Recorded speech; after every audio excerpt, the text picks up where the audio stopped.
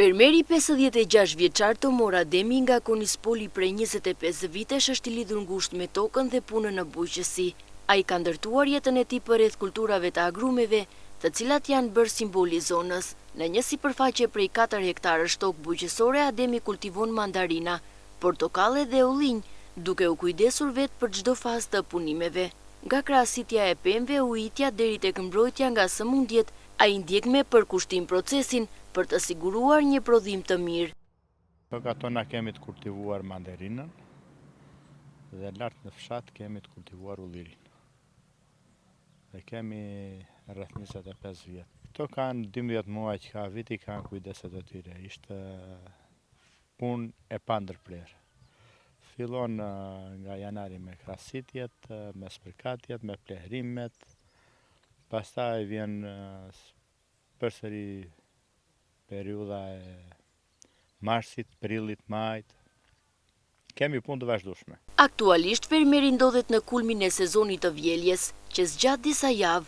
Për të ky është momenti më I ngarkuar I vitit, por edhe më I bukuri, pasi sheh rezultatet e mundit të gjatë. Frutat që mbushin parcelat e tij janë dëshmi e punës së palodhur dhe dashurisë për tokën. Tani është momenti I vjeljes dhe kemi filluar, të kishte ardhur pak më parë, kishëm edhe punëtorët brenda. Tani sa ikën punëtorët s'kan as 10 minuta. Tani varet sipas tregut, si t'je tregu. S'qat deri në 70 ditë. Që për tjerët vazhdon deri në 3 muaj. 3 muaj gjysmë. Megjithatë, përtej përkushtimit dhe prodhimit të mirë, Ademi përballet me vështirësinë e gjetjes së tregut dhe çmimet e larta të pesticideve. Por tregun jo pothuajse të siguruar. Tregun presim me eksportet, presim tregun vendas.